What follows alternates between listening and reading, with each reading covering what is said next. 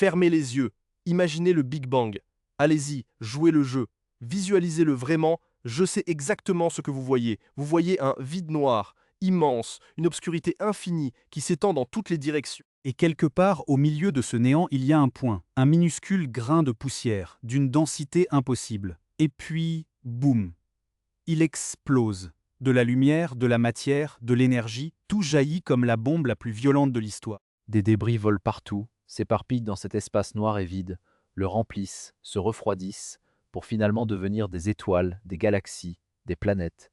Et vous, c'est ce que vous trimballez dans votre tête depuis le collège.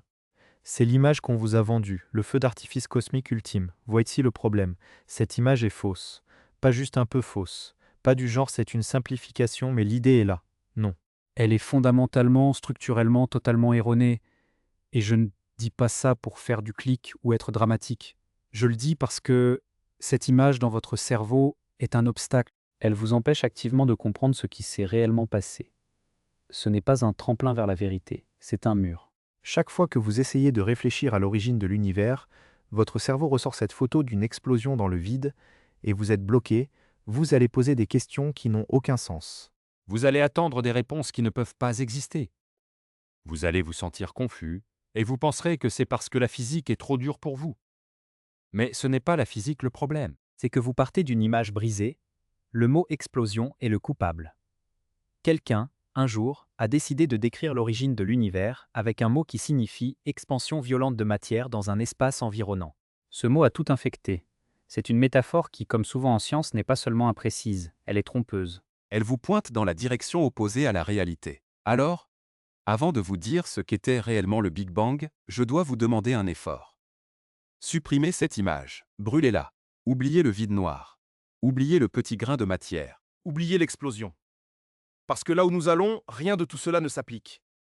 Si vous gardez ce bagage, vous allez lutter contre l'évidence à chaque étape. Prêt?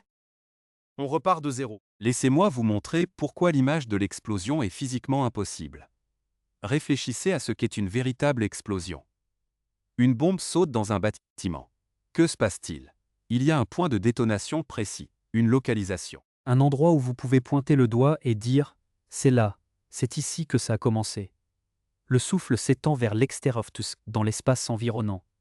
Les débris volent dans toutes les directions, traversant l'air, la pièce, les murs. Le point clé, c'est que les débris voyagent dans un espace préexistant qui était déjà là avant la détonation. La pièce existait avant la bombe, l'air existait, l'espace existait. L'explosion a simplement rempli ce cadre avec de l'énergie et de la matière. Maintenant, appliquez cela au Big Bang. Où cela s'est-il passé? Pointez-le-moi. Dans quelle direction du ciel devrais-je regarder? En haut? À gauche? Vers une constellation spécifique? Vous ne pouvez pas répondre. Et ce n'est pas parce que nous ne l'avons pas encore trouvé, ou qu'il nous faut un plus gros télescope. C'est parce que la question elle-même n'a aucun sens. Il n'y a aucune localisation où le Big Bang a eu lieu. Il n'y avait pas d'espace préalable pour qu'il s'y produise. Il n'y avait pas de vide sombre attendant d'être rempli. Il n'y avait pas de dehors, il n'y avait rien. Et quand je dis rien, je ne parle pas d'une vaste étendue noire. L'obscurité, c'est déjà quelque chose, c'est encore de l'espace. Je parle d'une absence totale de dimension, de coordonnées, de ici ou de là-bas. Le Big Bang n'a pas eu lieu dans l'espace. Le Big Bang était l'espace qui commençait à exister. La scène elle-même, le tissu sur lequel tout repose, a commencé à ce moment-là. Il n'a pas explosé dans quelque chose, il a simplement grandi. L'expansion n'était pas le remplissage d'une pièce vide. L'expansion était la création de la pièce elle-même. Chaque nouveau millimètre de distance entre les choses n'était pas un déplacement à travers le vide, mais du nouvel espace apparaissant littéralement entre elles. Ce n'est pas une explosion. C'est une genèse du cadre de réalité. Et c'est exactement pour cela que c'est si difficile à visualiser, vous n'avez jamais rien vu de tel dans votre vie quotidienne. Alors, comment visualiser quelque chose qui n'a aucune analogie dans votre expérience quotidienne? On improvise. On cherche l'objet le plus proche et on l'utilise avec précaution. Imaginez que vous êtes dans une cuisine. Il y a une boule de pâte à brioche sur le comptoir, remplie de raisins secs répartis uniformément. Vous la mettez au four. La pâte commence à lever. Elle gonfle. Elle s'étend. Concentrez-vous sur un raisin. N'importe lequel. C'est le vôtre. À mesure que la pâte lève, que voit votre raisin? Tous les autres raisins s'éloignent de lui. Le raisin à sa gauche dérive vers la gauche. Celui à sa droite s'éloigne vers la droite. Celui au-dessus monte, celui en dessous descend. Chaque raisin dans cette pâte semble fuir votre position. Et voici la partie critique. Les raisins ne bougent pas à travers la pâte. Ils ne rampent pas, ne nagent pas, ne poussent pas pour se frayer un chemin. Ils sont immobiles par rapport à la pâte qui les entoure. C'est la pâte elle-même qui s'étire. De la nouvelle pâte apparaît entre eux, créant de la distance sans que rien n'ait besoin de voyager. Maintenant, changez de point de vue. Prenez un autre raisin, n'importe lequel. Que voit-il? Exactement la même chose. Tous les autres raisins s'éloignent de lui, au même rythme selon le même motif. Aucun raisin n'est spécial. Aucun raisin n'est au centre de l'expansion. Pourquoi? Parce qu'il n'y a pas de centre. L'expansion se produit partout dans la pâte, simultanément. C'est cela, l'univers. Les galaxies sont les raisins. L'espace, c'est la pâte. Les galaxies ne volent pas en s'éparpillant à travers l'espace, comme les débris d'une bombe. C'est l'espace entre elles qui grandit. De l'espace neuf est créé en ce moment même entre chaque galaxie et toutes les autres. Passe sur les bords, pas à partir d'un point central. Partout d'un seul coup. Et cette distinction, des galaxies se déplaçant dans l'espace contre l'espace lui-même, qui s'étend, semble être un simple jeu de mots. Mais je vous assure que non. Cela change absolument tout. Si les galaxies bougeaient dans l'espace, elles auraient une limite de vitesse. Il y aurait un centre vers lequel on pourrait remonter. Rien de tout cela n'est vrai. Des galaxies lointaines s'éloignent de nous plus vite que la lumière, et cela ne viole pas la relativité, parce que ce n'est pas un mouvement, c'est la distance qui s'ajoute. Une fois que vous voyez la différence, vous ne pouvez plus l'ignorer. Maintenant, voici l'implication que votre cerveau essaye désespérément d'éviter. S'il n'y a pas de centre à l'expansion, alors il n'y a pas de centre à l'univers. Aucun, votre esprit réclame un milieu. C'est logique. Si l'univers a commencé, s'il était plus petit autrefois, alors il doit bien y avoir un point d'origine, un emplacement zéro, une source. Mais la physique est formelle, il n'y en a pas. Ce n'est pas un manque de données. Ce n'est pas que nous ne l'avons pas encore trouvé. C'est une conséquence directe de la nature de l'espace. Si l'espace s'étend uniformément partout, alors chaque point de l'espace est, à parts égales, le point où tout a commencé. Vous là en train de lire ceci ou d'écouter ma voix, vous êtes au centre de l'univers.